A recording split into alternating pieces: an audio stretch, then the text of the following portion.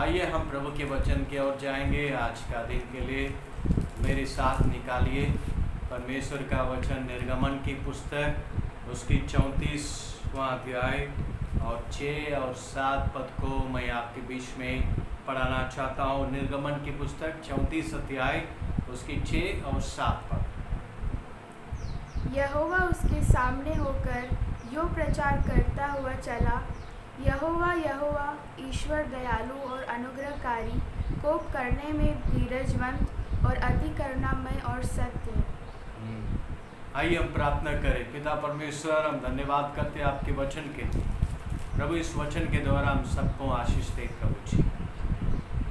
आप दयालु और अनुग्रहकारी परमेश्वर है प्रभु। हम धन्यवाद करते हैं आपके दयालु अनुग्रह को प्रभु जी। हम मनन करने जा रहे हैं। आप कितना दयालु है, कितना अनुग्रह है प्रभु जी। हमारे दिल मनों को खोल दे प्रभु जी, ताकि हम आपकी दया और अनुग्रह को प्रभु जी हम समझ सकें।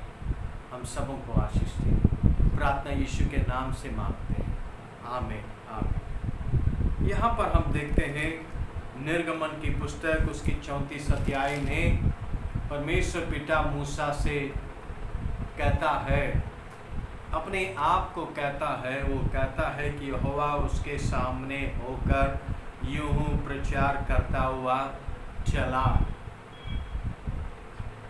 और यहोवा यहोवा ईश्वर दयालु और अनुग्रहकारी परमेश्वर अपने आप को प्रचार कर रहा है। अपने आप को प्रचार कर रहा है कि मैं दयालु अनुग्रहकारी परमेश्वर पिता। परमेश्वर ही अपने आप को बता सकते हैं। कोई परम पिता की गुण को कोई समझ नहीं सकता। वो परम पिता खुद जो है कि अपने आप की अपनी स्वभाव को यहाँ पर प्रचार कर रहे हैं मूसा के द्वारा। मूसा के सामने परमेश्वर प्रकट हुआ और कहने लगा, मैं अनुग्रहकारी दयालु परमेश्वर पिता है। यहोवा ईश्वर दयालु और अनुग्रहकारी परमेश्वर है। अपने आप को प्रभु प्रचार कर रहा है। परम पिता ईश्वर परमात्मा जिसने इस दुनिया को सृजाया बनाया, आकाश मंडल को भूमंडल को बनाया, अब वो परमेश्वर खुद यहाँ पर प्रचार कर रहा है। क्योंकि जब तक वो अपने आप को नहीं बता सकता है, कोई मनुष्य उनके प्रति उसके बारे में नहीं पहचान सकता है। उसको ना देख सकता है, ना उसको सुन सकता है। यहाँ पर परमेश्वर अपने आप को प्रचार किया है कि वो कौन है, वो क्या कर सकता है। वो अपने आप को प्रचार कर रहा है। वो अपने आप को अपने गुण को बता रहा है कि मैं दयालु और अनुग्रहकारी दयालु परमेश्वर पिता है और कोप करने में धीरजवंत और अति करुणामय और सत्य परमेश्वर है। परमेश्वर पिता के बारे में आप जानिए। लोग परमेश्वर को, उस परम पिता को कितनी गलत रूप से उसको सोचते हैं। वो सोचते हैं कि वो नाश कर देगा, वो मार देगा, उसकी चेहरा ऐसा है, उसकी दांत, उसकी आंखें ऐसी है। कितना डरावना लोग बताते हैं, दिखाते हैं। नहीं, वो प्रेमी परमेश्वर है, अनुग्रहकारी दयालु परमेश्वर पिता है। और वो आपके ऊपर, हम सबों के ऊपर दया करने वाला परमेश्वर है। उसमें 7 पद को जब हम पढ़ेंगे, 34 अध्याय उसकी 6 पद को हम लोग ने पढ़ा है। 7 पद को जब आप पढ़ेंगे, पढ़िएगा। हजारों पीढ़ियों तक निरंतर करुणा करने वाला, अधर्म और अपराध और पाप की क्षमा करने वाला, परंतु दोषी वो है उसी प्रकार निर्दोष न ठहराएगा। बस हजारों पीढ़ियों तक हमारी पापों और अधर्म को निरंतर क्षमा करने वाला है। वो बताता है मैं हजारों पीढ़ियों तक करुणा दया करूंगा। प्रभु को जानिए, यहाँ पर परम पिता को जिसने आपको बनाया है उसके बारे में आप समझ लीजिए, उसकी गुण की उसकी स्वभाव को आप समझ लीजिए। वो खुद अपने आप को यहाँ पर प्रचार कर रहा है, अपने अंदर जो स्वभाव है ना। हम दुनिया में देखते हैं लोग अपने आप को कहते हैं अरे मैं बहुत खतरनाक आदमी हूँ। इंसान अपने आप को बताता है मैं बहुत बड़ा आदमी हूँ, मैं चाहे कुछ भी कर सकता हूँ, मेरी आप में सारे अधिकार है। वो अपने आप को बताता है। हर कुछ लोग कहते हैं मैं बहुत खतरनाक हूँ, मैं बहुत ही खून खराब करने वाला आदमी हूँ, मैं बहुत गुस्सा करने वाला आदमी हूँ। आपके घर में भी शायद कोई कहता हो मैं ऐसे आदमी हूँ, मुझे क्या समझते हो। जैसे एक आदमी अपनी स्वभाव को बोल देता है, वैसे यहाँ पर परमेश्वर पिता भी अपनी स्वभाव को बता रहे हैं कि मैं अनुग्रहकारी दयालु परमेश्वर है। हजारों पीढ़ी तक करुणा करने वाला परमेश्वर है। आपकी अधर्म को, आपकी पापों को क्षमा करने वाला परमेश्वर है। आज वही हमारा सब्जेक्ट है, दया सागर है। परम पिता परमात्मा जिसको किसी ने कभी नहीं देखा है, और वो दया सागर है, दया का सागर है, प्रेमी परमेश्वर पिता है। हम उसी के गुण को आज हम विचार करेंगे, प्रभु की उस स्वभाव को हम उसकी गहराई में हम जाएंगे, विचार करेंगे। आगे हम देखते हैं उत्पत्ति के पुस्तक उसकी 3 अध्याय 21 पद में, 3 अध्याय में देखते हैं जब परमेश्वर पिता आदम और हव्वा को बनाया और अदन की वाटिका में प्रभु ने रखा, और जिस फल को खाने के लिए मना किया वही फल ये लोग ने खाया। हाँ, प्रभु क्रोध हुआ लेकिन उन लोग को नाश नहीं किया है, उन लोग को वहां पर प्रसन्न नहीं किया है, उन लोग को सत्यानाश नहीं किया है, बल्कि अदन की वाटिका से बाहर कर दिया है। मतलब अदन की वाटिका परमेश्वर की एक योजना था, परमेश्वर की एक प्लान था।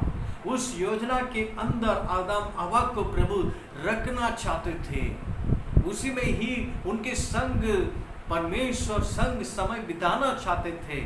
उस प्लान से, उस योजना से उन लोग को अलग कर दिया है, अदन की वाटिका से उन लोग को बाहर कर दिया है, बल्कि उनको नाश नहीं किया, उनको खत्म नहीं किया है। मेरे भाइयों, उन लोग को अदन की वाटिका से बाहर कर दिया है, और उसके बाद सबको श्राप दिया है, दंड दिया है। परमेश्वर की आज्ञा का उल्लंघन करने से प्रभु ने उनको दंड दिया है।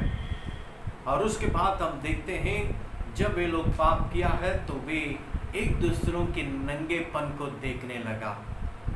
उससे पहले जब हम देखते हैं 2 अध्याय उसकी आखिरी पद में, वे लोग नंगे थे फिर भी लजाते नहीं है। 2 अध्याय आखिरी में देखते हैं वहां पर लिखा दोनों नंगे थे लेकिन वे लोग एक दूसरों को देखकर लजाते नहीं थे। लेकिन 3 अध्याय में देखते हैं कि वे जब पाप करने के बाद एक दूसरे के नंगेपन दिखाई दिया है, और परमेश्वर ने बाहर कर दिया उन लोग को। उसके बाद हम 3:21 में पढ़ते हैं। 3:21 में क्या लिखा पढ़िएगा? और यहोवा परमेश्वर ने आदम और उसकी पत्नी के लिए चमड़े के अंगरखे बनाकर, आदम और उसकी पत्नी के लिए अंगरखे बनाकर उनको पहना दिया है, उनके लिए कपड़ा बनाया है। क्योंकि प्रभु ने देखा वे दोनों नंगे हैं, तो इसलिए उनके नंगेपन को प्रभु ने ढक दिया है। प्रभु ने खुद एक जानवर को मारकर उसके चमड़े में कपड़ा बनाकर अंग रक्षक बनाकर उनके लिए कपड़ा बनाकर दे दिया है कि उनके नंगेपन को प्रभु ने ढाक दिया है। प्रभु कहीं ना कहीं उन लोग के ऊपर दया किया है, उन लोग को छोड़ दिया है। वे उनकी प्लान में से दूर हो गए, उनकी योजना से दूर हो गए, अपनी मनमानी से चले गए हैं। प्रभु ने उनको छोड़ दिया है, लेकिन नाश नहीं किया, उनके नंगेपन को ढाक भी दिया है, क्योंकि वो दयालु परमेश्वर है, अनुग्रहकारी परमेश्वर पिता है। और उसके बाद हम देखते हैं उत्पत्ति के पुस्तक 16 अध्याय उसकी 12 पद में हम देखते हैं, वहाँ अब्राहम की पत्नी साराई जो है उसको बच्चा नहीं हुआ है, इसलिए उसने अपनी दासी को, हाजिरा को अब्राहम के लिए पत्नी बनाकर दे दिया है। और जब वो गर्भवती हो गई, साराई गर्भवती नहीं हुआ, तो वो अपनी मालकिन को तुच्छ समझ गए। तब मालकिन गुस्सा होकर उसको ऐसा तंग कर दिया है, हाजिरा उसकी मालकिन के घर छोड़कर भाग गई है। भागते हुए जंगल में, रेगिस्तान में चिल्ला रही थी। वहाँ पर परमेश्वर पिता उसको प्रकट हुआ, अपने दूत को भेजा और पूछा कि हे हाजिरा, तू कहाँ से आई है? तो वो अपनी सारी समस्या बताई है। और उसके बाद परम पिता परमेश्वर, वहाँ पर हम देखते हैं 19 और 16 पद में परमेश्वर ने जो है कि 16 और 12 पद में देखते हैं, उसकी दुख को मैंने देख लिया है। वहाँ पर स्वर्ग दूत बताता है, यहोवा परमेश्वर तुम्हारे दुख को देख लिया है। वो साराई नहीं थी, साराई की एक दासी है, एक उसको नौकरानी उसकी दासी है। लेकिन फिर भी जब वो भाग गई है और जंगल में वो चिल्ला रही थी प्रभु की ओर, तो प्रभु ने उसकी पुकार को सुना और कहा कि हे हाजिरा, यहोवा परमेश्वर ने तुम्हारे दुख को देख लिया, सुन लिया है, और तुम्हारी कोख में जो बच्चा है उसको तुम जन्म दोगी और उसका नाम इस्माइल रखना। वापस अपनी मालकिन के पास लौट के चले जाओ, मैं तुम्हें भी आशीष दूंगा, तुम्हारे कोख को भी मैं आशीष दूंगा और उसको भी एक बड़ा एक वंश बना दूंगा। परमेश्वर ने साराई की दासी के ऊपर भी दया किया है। मैं यहाँ पर यही बताना चाह रहा हूँ, साराई नहीं, साराई के साथ जो काम करने वाली एक दासी के ऊपर भी परमेश्वर ने दया किया। उसको भी छोड़ दिया नहीं, छोड़ा नहीं प्रभु, उसके ऊपर भी दया किया है। बोला कि वापस तुम चले जाओ उस मालकिन के पास, वो तुम्हें ग्रहण करेगी और तुम उसके साथ रहोगे और तुम जन्म दोगे और उसका नाम इस्माइल रखना। उसको भी मैं बहुत बड़ा आशीर्वाद दूंगा।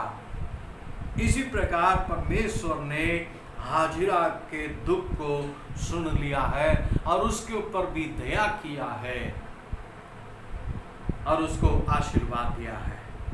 और उसके बाद देखते हैं उत्पत्ति के पुस्तक उसके 19 अध्याय उसकी 16 पद में हम देखते हैं लूत के बारे में। लूत और उसके परिवार को प्रभु सोदोम मोरा में से निकाल कर ले आया। बोला कि इस नगर को छोड़कर भाग जाओ तुम लोग। लेकिन वो लूत जाना नहीं चाह रहा था, क्योंकि उस शहर में बसा हुआ था। उसकी लड़कियां को भी दामाद भी वो ढूंढ लिया है, वो जल्दी निकल नहीं रहा था। इसलिए परमेश्वर का दूत उसकी आंख को पकड़कर वो जो है कि उसको बाहर निकाल दिया। 16 पद को हम पढ़ेंगे। पर वह विलम्ब कर रहा था, वो जा नहीं रहा था। इन पर उन पुरुषों ने उसका और उसकी पत्नी और दोनों बेटियों को हाथ पकड़े, क्योंकि यहोवा की दया उस पर थी। परमेश्वर की दया उस पर थी, इसलिए उसकी दोनों बेटियों और उसकी दोनों को पकड़कर, हाथ पकड़कर स्वर्गदूत ने खींचकर उस नगर में से बाहर निकाल दिया, जबरन निकाल दिया है। वो निकल नहीं चाह रहा था। परमेश्वर की दया उन पर हुई थी। हालेलुया। आज भी हम भी नहीं निकलना चाह रहे हैं, उस अंधकार की शक्तियों से हम नहीं निकलना चाह रहे थे, हम निकल नहीं पा रहे थे उसमें से, अभी भी हम मुड़ कर देखना चाह रहे थे, लेकिन परमेश्वर की दया हम और आपके ऊपर जो आया है और हमको जबरन उस अंधकार की शक्ति से लेकर आया, इसलिए है कि परमेश्वर की दया आपके ऊपर, मेरे ऊपर हुआ है। मेरे भाइयों, आदम हव्वा की नंगेपन को ढक दिया है उस परमेश्वर पिता ने। क्यों? वही परमेश्वर हम और आपके नंगेपन को प्रभु ने ढक दिया है, हमारी पापों को उसने क्षमा कर दिया है, हमें जो है कि चमड़े कपड़े जो है कि आदम हव्वा को दिया है। आज भी परमेश्वर हमारा उद्धार का वस्त्र पहनाया है, क्योंकि वो हमारे पर दया करने वाला परमेश्वर पिता है। और उसके बाद हम देखते हैं यशायाह की पुस्तक पहला अध्याय उसकी 18 पद। यशायाह की पुस्तक पहला अध्याय उसकी 18 पद में हम देखते हैं, वहाँ पर परमेश्वर पिता इस्राएल लोगों को बुला रहा है और बोलता है कि हाँ, वो आपस में हम बैठें, आपस में हम वाद विवाद करें, तुम्हारी पाप लाल रंग क्यों ना हो, वह श्वेत हो जाएगा। मेरे पास आओ, मेरे सामने बैठो।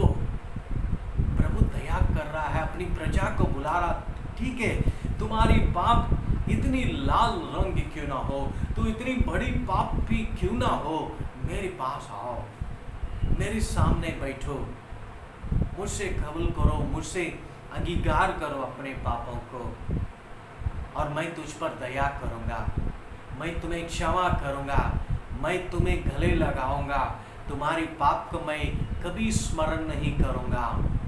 मेरे सामने तो आके बैठो, मेरे साथ आके बैठ के वाद विवाद करो, मुझसे पूछो, मुझे बताओ, क्योंकि मैं दयालु अनुग्रहकारी परमेश्वर पिता। आज भी परमेश्वर हम और आपको स्वागत करता है, बुलाता है, आ जाओ मेरे पास, आ जाओ, सामने बैठो, वाद विवाद कर दो, पूछ लो मुझसे क्या पूछना है, और मुझसे कह दो तुम्हारी मन की दुख है, मन की तकलीफ है, मुझे बता दो। किसी को नहीं बता सकोगे तो मुझे बता दो अपनी दुख, अपनी तकलीफ एकांत में आकर मुझे बता दो। मैं तुम्हारा पिता हूँ, मैं तुम्हारी सृष्टि करता हूँ, तुम्हारे और कोई नहीं है, मैंने तुझे बनाया, मुझे बताओ। और प्रभु वहाँ पर पहला उसके 18 पद में प्रभु आज्ञा देता है, लोगों को बुलाता है। और उसके बाद देखते हैं एजेकिएल की पुस्तक उसकी 36 अध्याय और उसकी 9 पद 36:9। एजेकिएल पढ़िएगा। देखो मैं तुम्हारे पक्ष में हूँ, देखो मैं तुम्हारे पक्ष में हूँ और तुम्हारी ओर कृपा दृष्टि करूँगा, मैं तुम्हारे ऊपर कृपा दृष्टि करूँगा, और तुम जोते बोए जाओगे, और तुम क्या करोगे? जोते बोए जाओगे, जोते बोए जाओगे। इसी प्रकार मैं तुम्हारे पक्ष में हूँ। आज परम पिता आपके पक्ष में है। जो कोई उसके चरणों में आ जाता है, प्रभु उसके पक्ष में है। मैं तुम्हारे ऊपर कृपा दृष्टि करूँगा। विश्वास करो मेरी बहन, विश्वास करो मेरे बच्चे।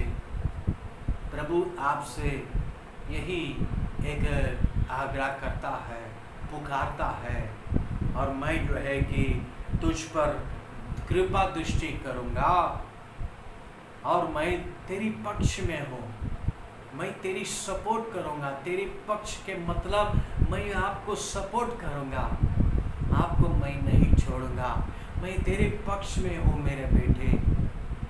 क्यों उदास हो, क्यों निराश हो, मैं तेरे पास हूँ, मैं तेरे ऊपर कृपा दृष्टि करूँगा। आज भी परमेश्वर हम और आपके ऊपर कृपा दृष्टि करने के लिए खड़ा है, आपके सामने खड़ा है, आपके बगल में खड़ा है। मेरे भाइयों, क्या अपने दिल खोलकर क्या प्रभु को अपनी समस्या बताओगे? उसी एजेकल की पुस्तक 39 अध्याय उसकी 25 पद 39:25 को हम पढ़ेंगे। इसलिए परमेश्वर यहोवा यूँ कहता है, परमेश्वर यहोवा यूं कहता है, अब मैं याकूब को बंधुआई से लौटा लाऊंगा बंधुआई से लौटा लाऊंगा और इज़राइल के सारे घराने पर दया करूंगा। इसराइल की सारे घराने के ऊपर दया करूंगा। हालेलुया। मैं इसराइल की सारे घराने के ऊपर दया करूंगा और अपने पवित्र नाम के लिए अपने पवित्र नाम के लिए मुझे जलन होती। मुझे जलन होती है।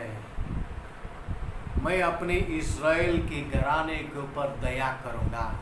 प्रभु अपने प्रजा जो हम और आपको चुन लिया है, यीशु मसीह ने आज हमें चुन लिया है। हम भले इज़राइल नहीं है, हम और आपको अन्य जाति से प्रभु ने तमाम अलग अलग जाति धर्म से चुनकर अपनी कलीसिया में जोड़ दिया है कि वो आपकी प्रजा हो चुके हैं। आप प्रभु की प्रजा हो चुके हो। वो अपने प्रजा के ऊपर दया करता है, उसको कभी नाश नहीं करता, उसको कभी गिरने नहीं देता है। वो अपनी प्रजा के ऊपर दया करता है। हालेलुया। तो इसलिए कि वो हमारे पर दया करने वाला। एजेकियल उसकी 16 अध्याय को पढ़ ले, 16 अध्याय उसकी 4-5 पद। एजेकियल 16 अध्याय, यहाँ पर आप देखेंगे हर जगह में प्रभु क्रोध भी बताता है। एजेकियल यिर्मयाह की पुस्तक में, मैं तुमको दंड दूंगा, मैं तुम्हें ऐसा करूँगा। और उसके बाद अगले जो है कि आप हेडिंग में देखेंगे प्रभु की दया अपनी प्रजा के ऊपर। प्रभु क्रोध भी करता है और प्रभु दया भी करता है। मेरे भाइयों, 16 अध्याय उसकी 4-5 पद में भी हम यही देखते हैं। तेरा जन्म ऐसा हुआ, तेरा जन्म ऐसा हुआ कि जिस दिन तू जन्मी, हाँ, उस दिन न तेरा नाल काटा गया, नाल काटा गया, न तू शुद्ध होने के ना लिए शुद्ध होने के लिए धोई गई, हो, न तेरे कुछ लोन मला गया, ना तुम्हारे पर लोन माना गया, और न तू कुछ कपड़ों के ना तू कुछ कपड़ों से लपटे गए हो। तुम्हारे पर कोई दया करने वाला नहीं है, लेकिन मैं तेरे पास आया हूँ। यदि आप आगे पढ़ेंगे, मैं तेरे पास आकर तुझ पर दया की, तुझ पर अनुग्रह की, मैंने तुझे उठा लिया है और मैंने तुझे खड़ा किया है। इसी प्रकार परमेश्वर अपने प्रजा के ऊपर दया किया। हम भी उसी तरफ नाले में पड़े हुए थे, हम भी उसी तरफ दलदल में पड़े हुए थे, रोग से, बीमार से, कर्ज से, हर चीज़ से हम पड़े हुए थे मेरे भाइयों।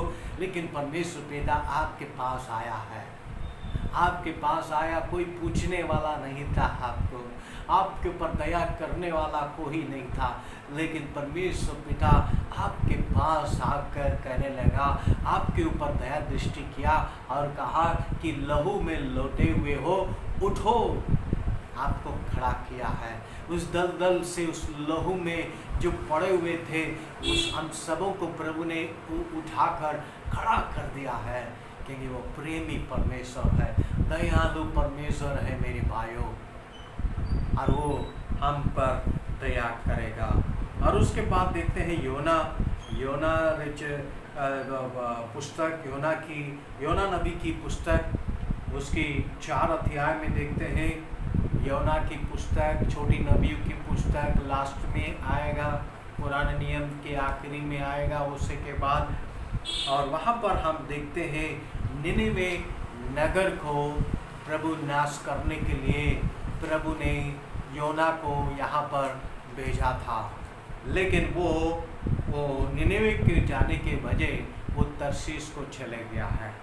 और उसके बाद वो वहाँ पर उसको आदेश दिया गया है, उस निनेवे नगर में जाकर ये प्रचार करो। वो 40 दिन में अंदर निनेवे जो है कि पलट दिया जाएगा। 40 दिन जो है कि उसको समय दिया गया, 40 दिन के अंदर वो उलट दिया जाएगा। और जाकर वो प्रचार कर रहा था। उसने जब प्रचार किया, वहाँ की राजा से लेकर मंत्री से लेकर जनता तक और जानवर तक सारे लोग उपवास में बैठना शुरू किया है।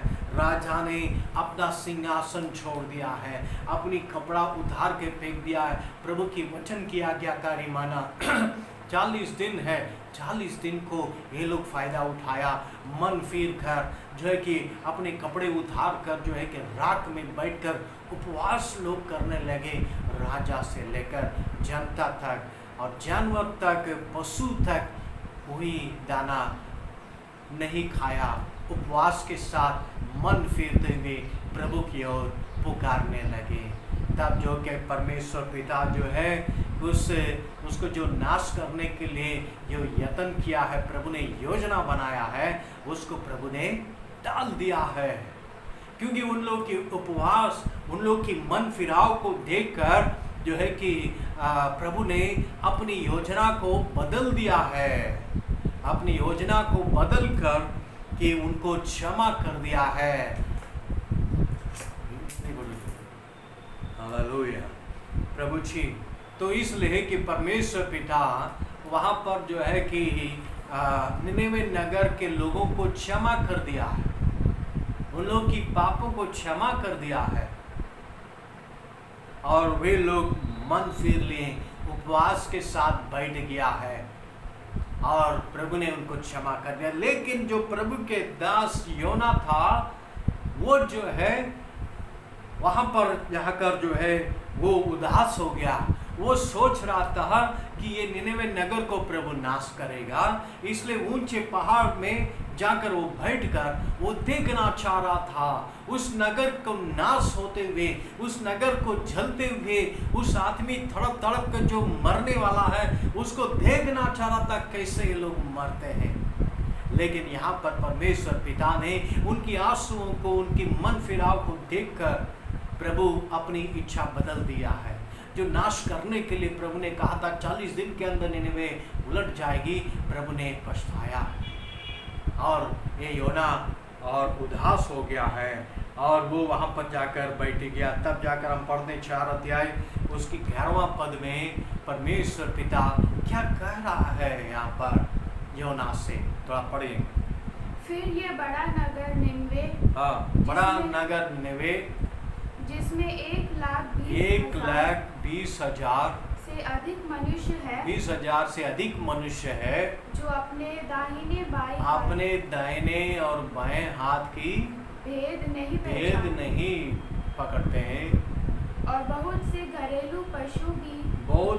घरेलू पशु भी है उसमें रहते हैं। तो क्या मैं उस पर तरस न खाऊं? क्या मैं उसके ऊपर तरस ना खाऊं? परमेश्वर पिता उसके ऊपर तरस खा रहा है। उस सिर्फ मनुष्य के ऊपर नहीं, उस पशुओं के ऊपर भी वो कह रहा है। इतनी 1,20,000 की जो जनसंख्या है, वहाँ पर इतनी जानवर पशु है, क्या मैं उसके ऊपर तरस ना खाऊं? हमारे प्रभु तरस करने वाला परमेश्वर पिता है, तरस करने वाला परमेश्वर पिता है और वो निनेवे नगर के ऊपर तरस खाया है मेरे भाइयों।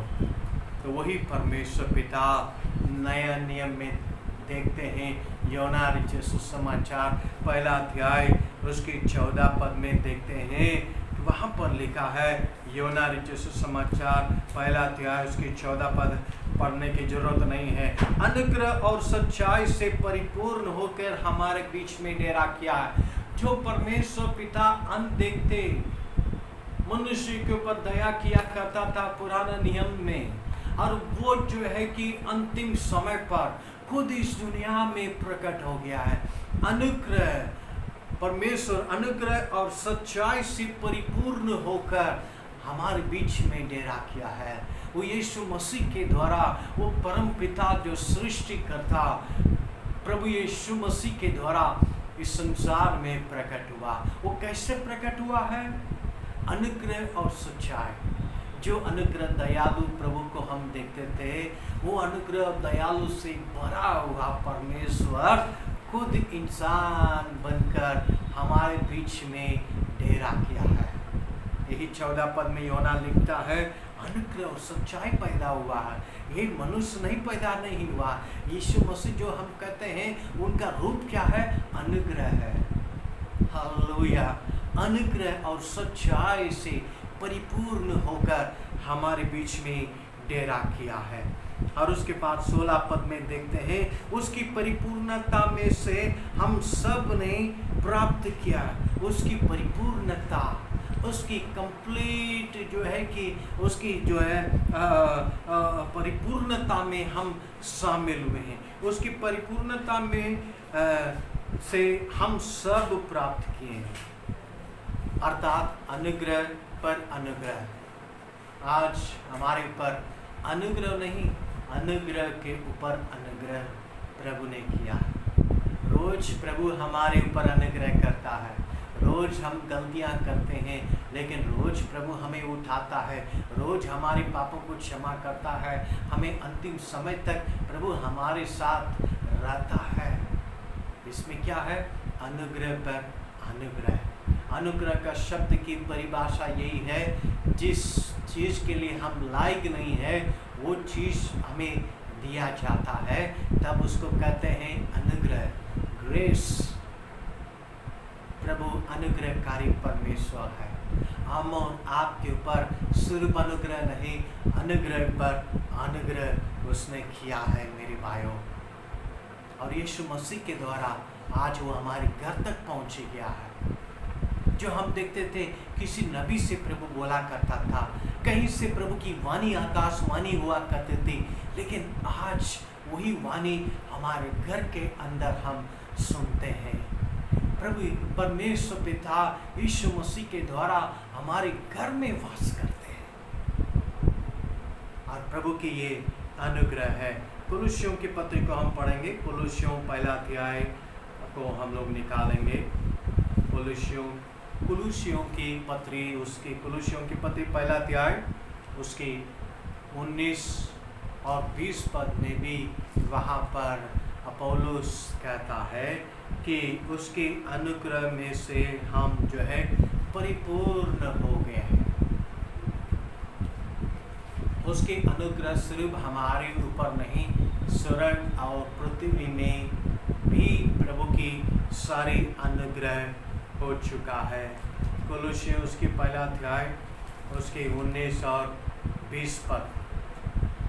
क्योंकि पिता की प्रसन्नता इसी में है, पिता की प्रसन्नता इसी में है कि उसमें सारी परिपूर्णता, उसकी सारी परिपूर्णता वास करें, और उसके क्रूस पर बहे हुए उसके लहू क्रूस पर बहे हुए लहू के द्वारा मेल मिलाप करके सब वस्तुओं का उसी के द्वारा से जो अनुग्रह सच्चाई से जो जन्म हुआ यीशु मसीह से, हाँ, उसी के द्वारा से अपने साथ मेल कर ले, चाहे वो पृथ्वी पर भी हो, चाहे स्वर्ग में हो। सारी वस्तु प्रभु यीशु मसीह के साथ जुड़े रहे। परमेश्वर की प्रसन्नता यही है, हर एक वस्तु, चाहे वो पृथ्वी में है, चाहे स्वर्ग में है, हर एक वस्तु प्रभु यीशु मसीह के साथ जुड़े रहे, ये अनुग्रह और सच्चाई के साथ जुड़े रहे। इसलिए आज हर एक चीज़, चाहे वो धरती पर हो, चाहे आकाश में, चाहे स्वर्ग में है, हर एक चीज़ प्रभु यीशु मसीह में जुड़ा हुआ है। इसलिए यीशु ने कहा, स्वर्ग और पृथ्वी में सारे अधिकार मुझे दिया गया है। हालेलुया। स्वर्ग और पृथ्वी में सारे अधिकार आपका यीशु मसीह को दिया गया है। इसलिए हम सब उसके बेटा बेटियां हैं। हमें किसी से डरने की आवश्यकता नहीं है, क्योंकि हमारा पिता, हमारे प्रभु सबका मालिक है। हालेलुया। वो अनुग्रहकारी दयालु परमेश्वर पिता है। इसलिए वो आपके ऊपर अनुग्रह करेगा, अंतिम समय तक अनुग्रह करेगा। आप उस पर विश्वास करिए, आप उस पर प्रेम करिए। उनकी दया कभी खत्म नहीं होगा। निर्गमन की पुस्तक में उन्होंने बताया, हजारों पीढ़ी तक निरंतर मैं पाप और अधर्म को क्षमा करने वाला दयालु अनुग्रहकारी परमेश्वर। तो प्रभु आपको आज नहीं, हमेशा आपके पापों व धर्म को क्षमा करेगा और आपको आशीष देगा। इसलिए इस वचन के द्वारा प्रभु आप सबों को आशीष दे। इस वचन से एक दूसरों को आप तसल्ली दें कि आपका प्रभु दयालु है, अनुग्रहकारी परमेश्वर। आपसे कभी कठोर से पेश नहीं आएंगे। कभी कभी परीक्षाएं आएगा शैतान के द्वारा, लेकिन आपको संभालने वाला एक प्रभु आपके साथ है। प्रभु आप सबों को इस वचन के द्वारा आशीष दे। आइए हम प्रार्थना करें। प्रभु जी, हम धन्यवाद करते हैं पिता परमेश्वर आज के दिन के लिए। प्रभु हम धन्यवाद देते हैं इस वचन के लिए। इस वचन के द्वारा हम सबों को आशीष देते। जो लोग निराश में हैं, उदास में हैं, दुखी में हैं, प्रभु उन सबों के ऊपर आप दया करने वाला परमेश्वर है। तो हमारे पर अभी भी दया कर, अनुग्रह पर अनुग्रह करने वाला प्रभु है। हम धन्यवाद देते, हम सबको आशीष देते, आदर महिमा आपको देते हैं। प्रार्थना प्रभु यीशु मसीह के नाम से मांगते हैं। आमीन, आमीन, आमीन। जय मसीह।